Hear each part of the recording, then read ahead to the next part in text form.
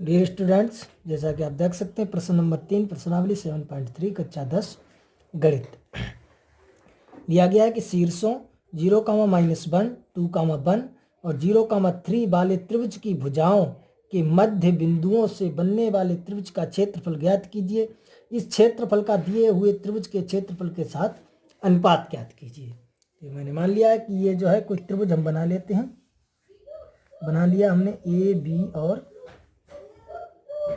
C, A B और सी, ये कोई त्रिभुज बना लिया। तो ए के निर्देशांक दिए गए हैं 0,-1 और बी के दिए गए हैं 2,1 और सी के निर्देशांक दिए गए हैं 0,3।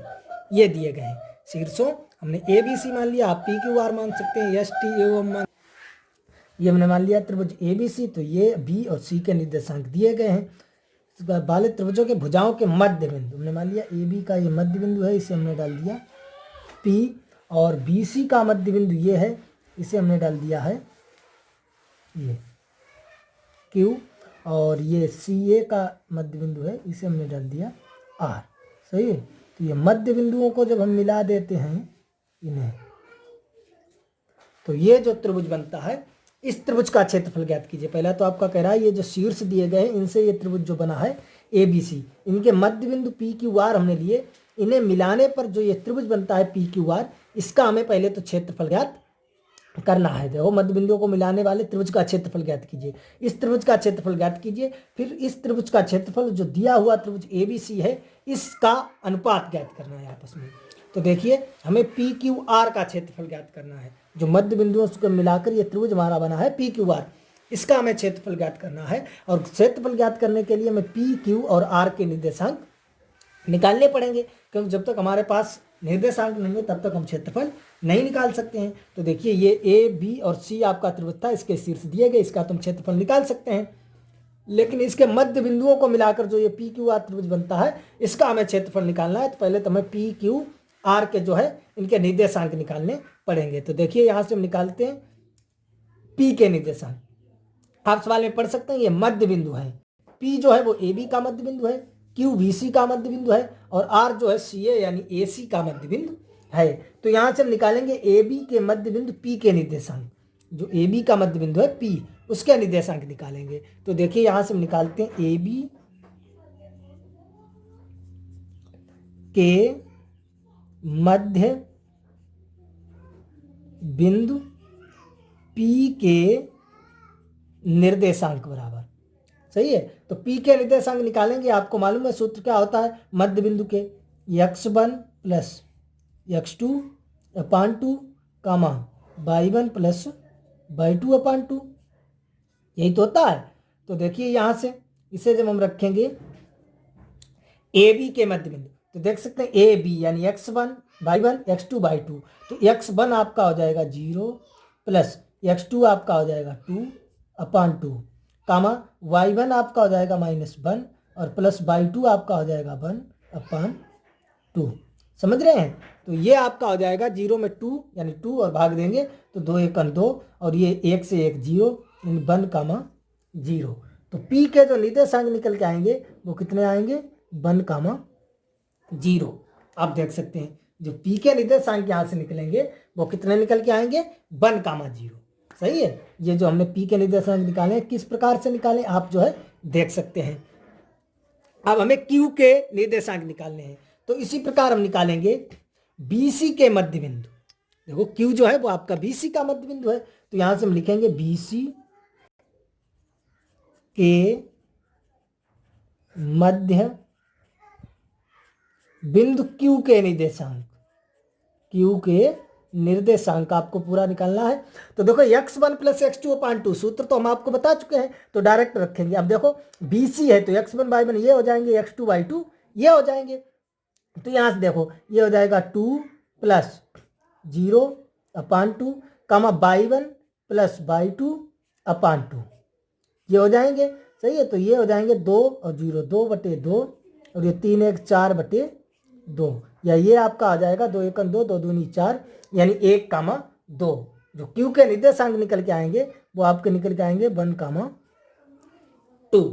आ गया समझ में आपको? अब आपको निकालना है AC के मध्य बिंदु R के निर्देशांक। जो आपका AC दिया गया है उसका मध्य बिंदु R के निर्देशांक निकालने हैं। तो निकाल लीजिए यहाँ पर AC या CA जो भी है।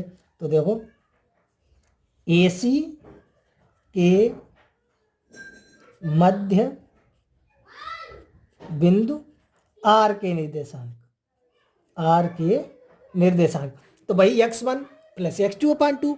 अब देख सकते हैं AC तो A वाले आपके x1/1 हो जाएंगे और C वाले आपके x2/2 हो जाएंगे। चित्र में आप देख सकते हैं। तो वहां से देखिए x1 आपका हो जाएगा 0 प्लस 0/2, y1 आपका हो जाएगा -1 प्लस y2 आपका 3/2।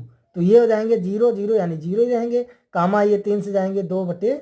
तो ये आपके आ जाएंगे 0,1 0,1। तो जो R के निर्देशांक आपके निकलेंगे वो आप देख सकते हैं ये R है, इसके निकल के आएंगे 0,1 ये आएंगे। तो यहां से हमने PQR के निर्देशांक निकाल लिए आप देख सकते हैं। अब हमें क्षेत्रफल निकालना है त्रिभुज PQR का। तो बस हम आसानी से निकाल सकते हैं, कुछ भी नहीं है। तो देखिए यहां से हम निकालेंगे क्षेत्रफल। तो लिख लेते हैं पहले तो P के निर्देशांक। आप देखेंगे P के दिए गए हैं निर्देशांक 1,0 और Q के निर्देशांक दिए गए हैं 1,2 और R के निर्देशांक दिए गए हैं 0,1 ये दिए गए हैं। तो यहां से आपको निकालना है त्रिभुज PQR का क्षेत्रफल। तो देखिए ये आपका हो जाएगा x1/1 x2/2 x3/3। सही, अगर आप लिखना चाहें तो लिख भी सकते हैं x1 बराबर 1 और y1 बराबर 0, x2 बराबर 1 और y2 बराबर 2, x3 बराबर 0 और y3 बराबर 1। सही है। अब यहां से हम निकालेंगे त्रिभुज PQR का क्षेत्रफल। PQR का क्षेत्रफल तो सूत्र होता है 1/2। सूत्र हमने बताया त्रिभुज के क्षेत्रफल का, यदि 3 बिंदु आपको दिए हों तो वहां से आप आसानी से निकाल सकते हैं। 1/2 x1 होता है। तो देखिए x1 आपका कितना है 1, हमने बताया था 1 लिख लिया, 2 और 3 बचे हैं यानी y2 माइनस y3। तो y2 आपका कितना है आप देख सकते हैं 2 और माइनस y3 आपका है 1 प्लस हो जाएगा x2 आपका है 1। अब 2 लिख लिया है तो y3 minus y1 y3 minus y1 plus x3 आपका है 0। 3 लिख लिया है तो y1 माइनस y2 y1 आपका है 0 और माइनस y2 आपका है 2 ये आपका हो जाएगा। सही है। तो यहां से देखिए ये हो जाएगा आपका 1/2 हो जाएगा और यहां से जो है 2 से 1 गया, 1 और 1 में गुणा करेंगे तो 1 ही रहेगा, प्लस 1 से 0 जाएगा 1 ही। सही, और ये 0 का गुणा करेंगे तो ये तो हो जाएगा 0। तो यहां से देखेंगे ये आपका हो जाएगा 1/2 और 1 और 1 2, तो 2 1 2। तो ये आपका आ जाएगा 1 वर्ग मात्रक। आई होप आप अच्छी तरह से समझ गए होंगे। कहीं पर कोई डाउट है, समस्या है, कमेंट बॉक्स में हमें बता सकते हैं। दिया गया था जो आपके शीर्ष दिए गए थे, हमने उनसे एक त्रिभुज बना लिया ABC और उनके हमने मध्य बिंदु जो PQR थे उनके निर्देशांक निकाले। तो PQR का हमने क्षेत्रफल निकाल लिया है जो कि 1 वर्ग मात्रक निकल के आया है। अब इसके आगे आपका सवाल कह रहा है कि इस त्रिभुज का क्षेत्रफल जो आपका ये वर्ग मात्रक निकल के आया है 1 वर्ग मात्रक PQR का, और दिए हुए त्रिभुज यानी ABC जो आपका दिया गया है उसके साथ अनुपात ज्ञात कीजिए। तो देखिए यहां से अब हम निकालते हैं त्रिभुज ABC का क्षेत्रफल। तो देखिए A के निर्देशांक आपके दिए गए हैं, आप देख सकते हैं 0,-1 और B के आपके दिए गए हैं 2,1 और C के निर्देशांक दिए गए हैं 0,3। यहां से आप लिखना चाहें तो x1 आपका हो जाएगा 0, y1 आपका -1, x2 आपका हो जाएगा 2 और y2 आपका 1, x3 आपका हो जाएगा 0 और y3 आपका हो जाएगा 3। समझ रहे हैं आप? कोई समस्या है तो हमें आप कमेंट बॉक्स में बताएंगे, हम आपको जो है पुनः समझाएंगे। वैसे मैं पूरी कोशिश करता हूं कि आपको प्रथम बार में ही अच्छी तरह से समझ में आ जाए। तो यहां से हम निकालेंगे त्रिभुज ABC का क्षेत्रफल। तो वही सूत्र लगाएंगे 1/2 x1 यानी 0 x1 और y2 माइनस y3 तो 1 - 3 प्लस x2 2 लिख दिया है तो y3 minus y1 minus plus हो जाएगा और plus x3 0 y1 minus y2, y1 minus y2, सही है। तो ये आपके हो जाएंगे 1/2 और ये 1 से देखो 0 का गुणा होगा तो सब 0 ही हो जाएगा, सही है। तो ये देखिए हो जाएंगे 3 और 1 4, तो 4 दूनी आपका हो जाएगा 8 और ये भी आपका 0 का गुणा है तो हो जाएगा 0। तो ये हो जाएगा 1/2 इंटू ये 8, तो 2 चक्कू शायद 8 होते हैं, तो ये आपका आ जाएगा 4 वर्ग मात्रक। कितना आ गया है? 4 वर्ग मात्रक। आई होप आपको जो है समझ में आ गया होगा। अब यहां से जो है अनुपात निकालना है। जो आपका त्रिभुज हमने पहले मध्य बिंदुओं से निकालना है तो इसका अनुपात निकालेंगे। अतः यहां से लिख दो, अतः अनुपात निकालना है जो पहले मध्य बिंदु के निकाले थे। अतः त्रिभुज PQR का क्षेत्रफल बटे त्रिभुज ABC का क्षेत्रफल, तो इसका निकला है 1, इसका निकला है 4, सही है। 1/4 यानी 1/4 आपका अनुपात आ जाएगा। आई होप आप अच्छी तरह से समझ गए होंगे। फिर भी कहीं पर कोई डाउट है, समस्या है, कमेंट बॉक्स में हमें बता सकते हैं। चलिए पुनः देख सकते हैं इसी क्वेश्चन को। ये आपका क्वेश्चन कह रहा है, आप देख सकते हैं क्वेश्चन आपका कह रहा है कि शीर्षों, ये जो आपके शीर्ष दिए गए हैं, ये इनसे बनने वाले, ये जो त्रिभुज की भुजाएं हैं, बनने वाले भुजाओं के मध्य बिंदु, तो हमने इसके ए मान लिया, इसे मान लिया हमने बी और इसे सी, तो इससे जो है आपका ये ABC त्रिभुज बन जाएगा। आप देख सकते हैं इनके मध्य बिंदु, AB का मध्य बिंदु हमने मान लिया P, BC का मान लिया Q है और ये CA या AC का R है।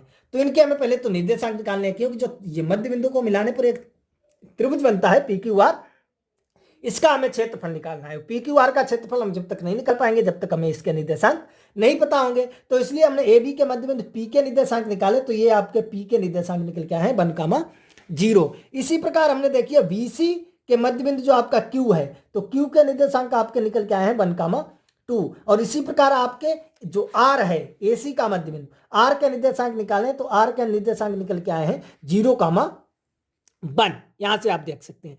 तो हमें निर्देशांक मिल गए हैं, P के भी मिल गए हैं 1,0, Q के मिल गए हैं 1,2 और R के मिल गए हैं 0,1। तो यहां से हमने ये जो है x1 y1, x2 y2, x3 y3 और त्रिभुज PQR का क्षेत्रफल यानी सूत्र लगाकर निकाल लिया 1 वर्ग मात्रक या 1 वर्ग इकाई आ गया है। अब यहां से आप देख सकते हैं A आपका ये तो दिए गया है, जो शीर्ष आपके दिए गए थे ABC, तो ये A के निर्देशांक है, ये B के निर्देशांक, ये C के।